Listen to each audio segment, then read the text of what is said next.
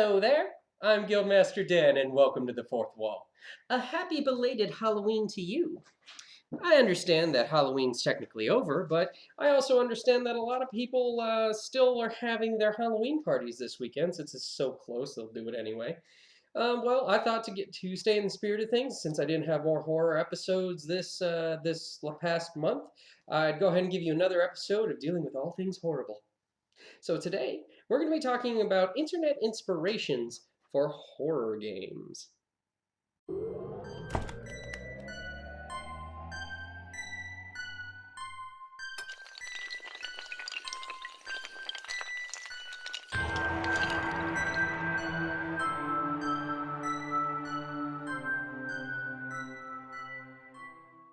Now, I will admit that in my perusals of the internet, I've explored my fair share of creepypasta, and some of you out there might have noticed that I'm subscribed to Markiplier, so I'm a bit of a fan of those things scary. Not a big fan of horror movies, but things on the internet that are scary typically are a lot better because you can watch them alone, and if you work put on the headphones and watch them in the dark, you can really get into the mood there. Well, there's four things from various horror or horror-like things off of the internet that I feel work well in role-playing games. Two of them being well, let's just call entities, and the other two being well, one being a setting and one being an organization slash setting. The first one, we'll start with the organization slash setting. Obviously, I'm talking about the SCP Foundation.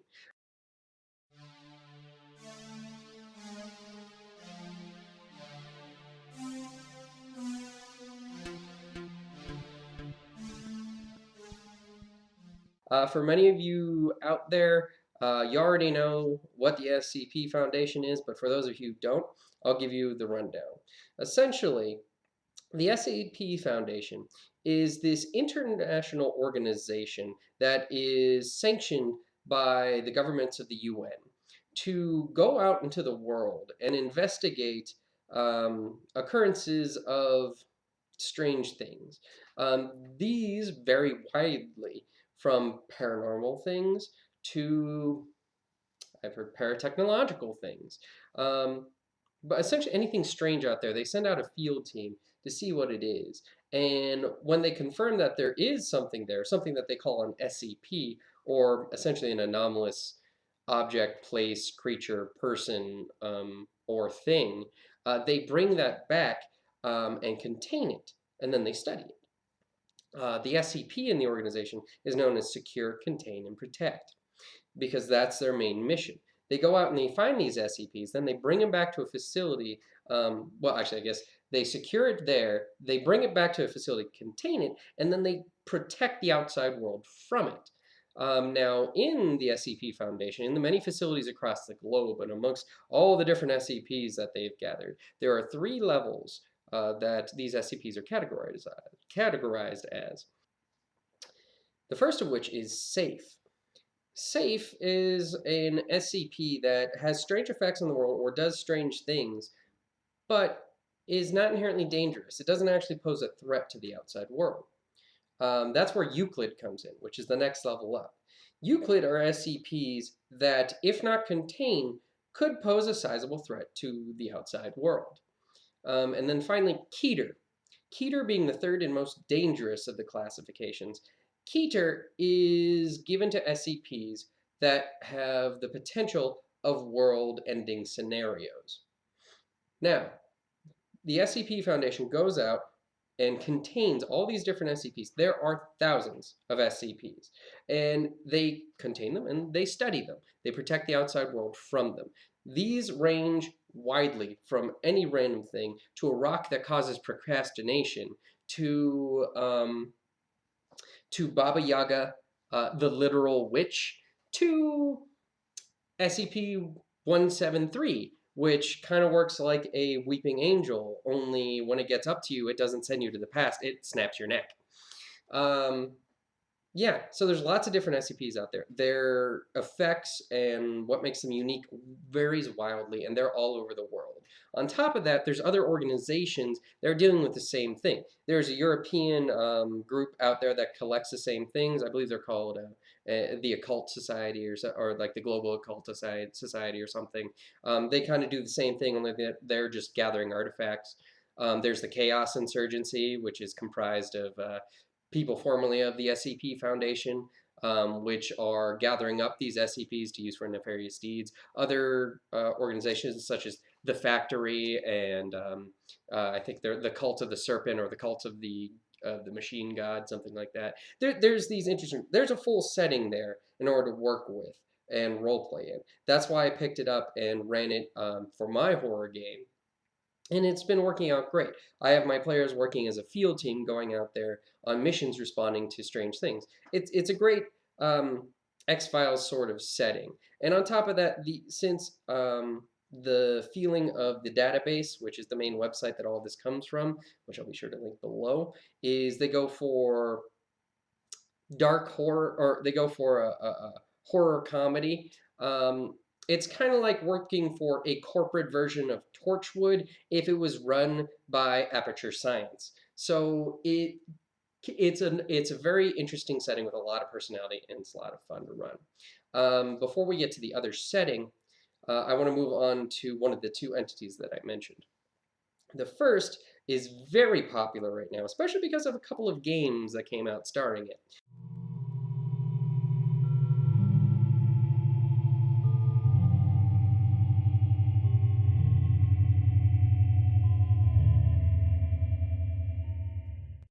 And that would be the Slenderman. Now, Slenderman makes for a very intriguing monster, we'll say, to introduce to your game. A very intriguing enemy, in that he is an entity comprised of rules. If you start delving into his lore, into the different things that have been said about him online, there's some really interesting stuff there. Essentially, he is an entity that may or may not actually feed on children, but the way he affects players or people is very interesting. Essentially, you are only in danger you're only in danger of being attacked by Slenderman if you think about him. The more you think about him, the more effect that he has, or the more strength that he has, the more he is attracted to you. If you talk about him, he will come. If you think about him, he will come. And when he comes um, to attack you, essentially, uh, you will start hallucinating. You will start blacking out and finding that you do things when you're blacked out. You'll start losing your memories. You'll start getting chronic headaches, and eventually, when the terror becomes too much and it overtakes you, you will fall into a coma. And when you reawaken, you will actually be an agent of the Slenderman. You will be a carrier of his mimetic disease. You will go out and spread the fear of him and spread the word of him so that people start thinking of him and he will come after them. That is a very intriguing and fun monster to play with. It's one that essentially you can do nothing physically. You can do no physical harm to the Slender Man, but it's his effects and his rules that are interesting, um, and how you can brew that and run it with the players. Now, just because this sounds very bad, like how do you stop thinking about something? Well, there are ways to stop thinking about something. You can either repress the memories and work very hard to, or you can find yourself another mean of erasing memories, whether it's medicine or magic, or, every time you start thinking about him, you force yourself to think of something else. I introduced an entity with the same rules as the Slender Man in my SCP game, but it wasn't the Slender Man. But he had the same rules. So, what my players found out that they could do was that anytime they started to think about it, anytime somebody mentioned it, they distracted themselves. Some of them started listing off recipes. Some of them started singing a song. One NCP that was dealing with the same issue, who learned the same thing, uh, prayed. Started saying like the Our Father. But yeah, like it opens up a lot of possibilities and is a very fun monster to run in your game. That's actually very easy to get rid of once your players learn how to deal with it. But it builds up over time, and it's just as lethal as any other monster. But it is very easy to deal with if they figure out how it works. And if they do, if you get the situation like I did, where it builds up over time and it's just getting worse and worse, and they start blacking out and waking up in rooms that they carved like eyes into like on every flat surface with a knife, and they learn that they can make the effects stop by distracting themselves and not thinking about it. Now, whenever something that comes up that reminds them, they instantly jump back to that tick of starting to list off recipes or sing a song or pray, and it becomes a very cool thing. And it can always come back if they ever let their diligence slip. Very cool, very cool. After the Slender Man, because we're going to stop talking about him because I don't want him to come after me, we're going to talk about that other setting. The other setting is very popular right now as well because of a podcast that it's on. I feel that there's a lot of potential for role-playing in Night Vale.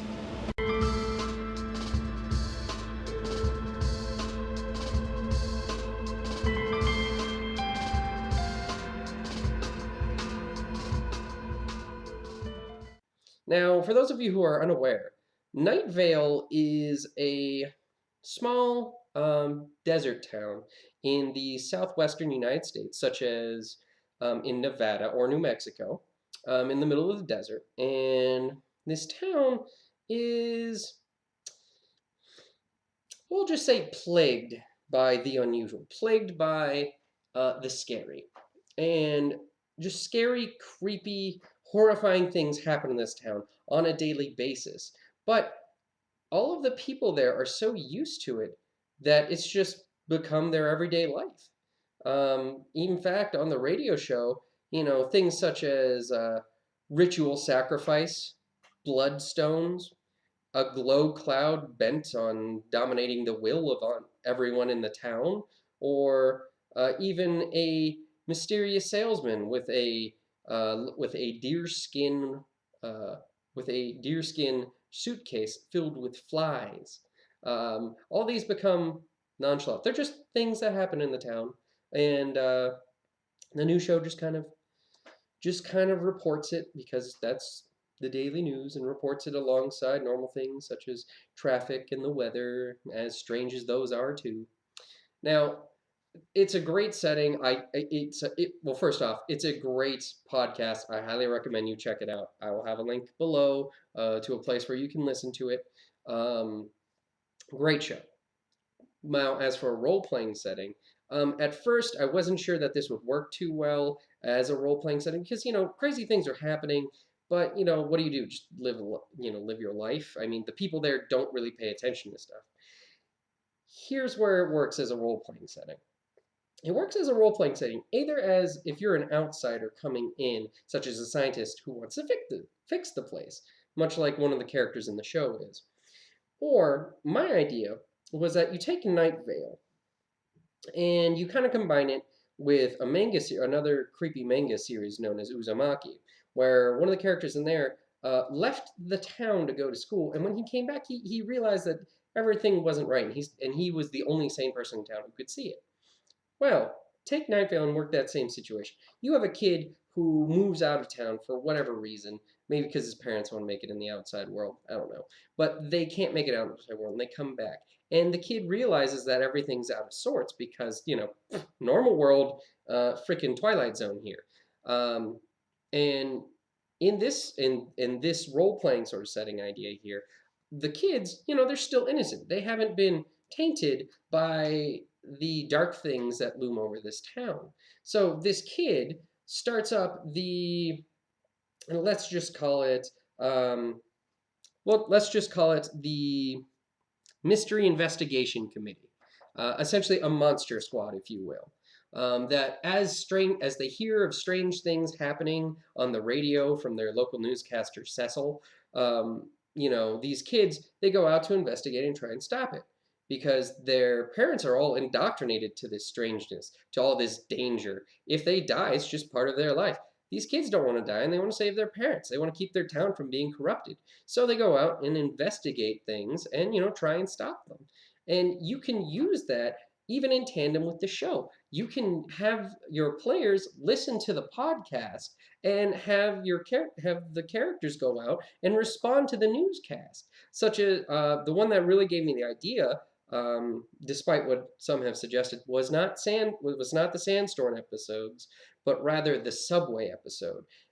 For those of you who are familiar with the show, listen to that episode and think about how cool of a role-playing experience it would be if you were one of those kids in the mystery investigation committee, hearing about this on the radio and seeing some of the effects that Cecil talks about and going to investigate. How cool would that be? Now, without getting too much more into Night Vale, I want to hurry up and go to our last internet-inspired horror role-playing experience, and this one, you may remember, is an entity, much like the Slenderman. Now, again, this is another popular creepypasta out there, probably the next biggest next to Slenderman, I'd say. And no, it's not Jeff the Killer. In fact, I find Jeff the Killer kind of boring in terms of role-playing things. He's just like a serial killer, albeit one that looks like the Joker, but just a serial killer. No, the creepypasta I want to talk about is the Rake.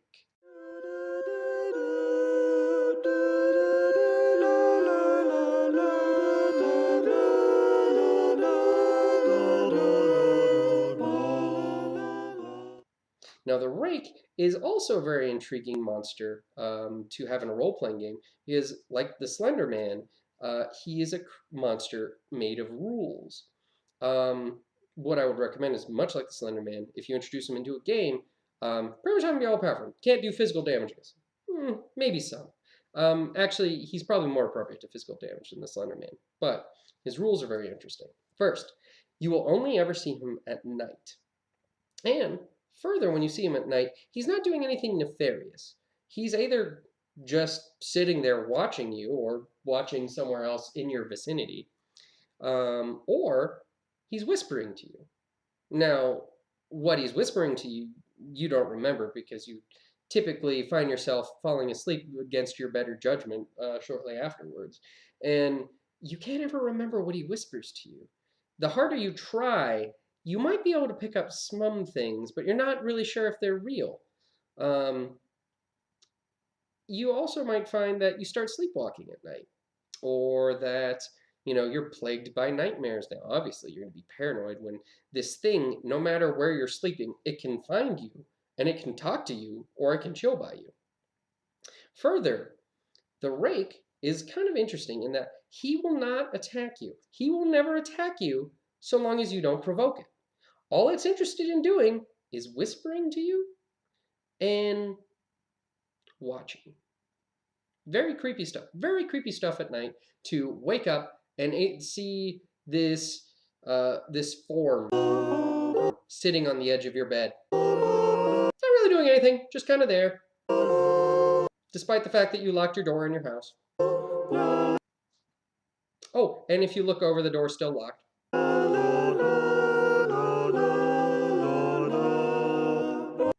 Yeah, see, that's the kind of stuff. Slenderman kind of feeds off of that fear in your players, or the fear of anybody, that once you have to try and stop thinking about something, it's really hard not to think about it. The Rake feeds off of that idea that you're vulnerable when you're asleep.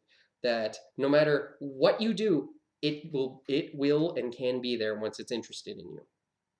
Now, you can do some more stuff with this where maybe your players start being compelled to do evil things. That's something that some of the creepypastas have talked about, that where the Rake comes and he whispers to you, and you are compelled to do evil things, such as kill a loved one, or to commit other heinous acts, such as, I don't know, stealing, kicking a puppy, insert your heinous act here. Things that otherwise your character would not normally do.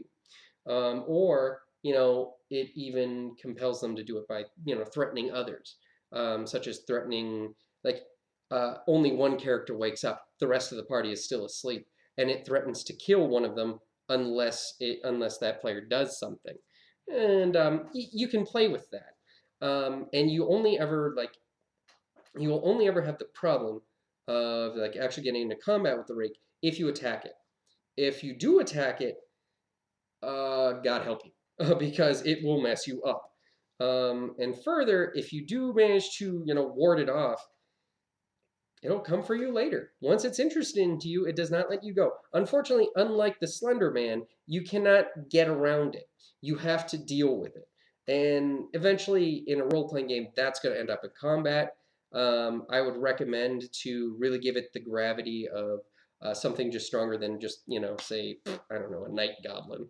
Um, make it a big encounter. Make it, maybe it's a cursed figure and they have to seek out, the players have to seek out a mystic or do some good deed that will undo its curse. Or if it's a sci fi setting, maybe the only way to get rid of it is like some really drastic measure, like dropping it into a sun or,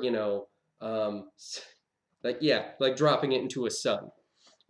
Ultimately, much like the Slenderman, is very interesting to run in a role playing game as an enemy or a monster because it is a creature of rules, and those rules make it for a very interesting role playing experience.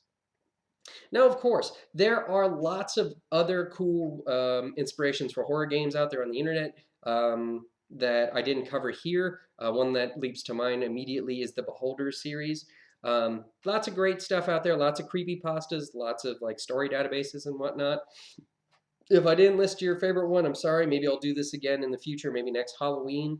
Um, if you had any suggestions or if you disagreed with something I have to say, please feel free to leave a comment below. Please like, share, and subscribe so we can keep the conversation going. And as always, thank you for watching, and we'll see you next time.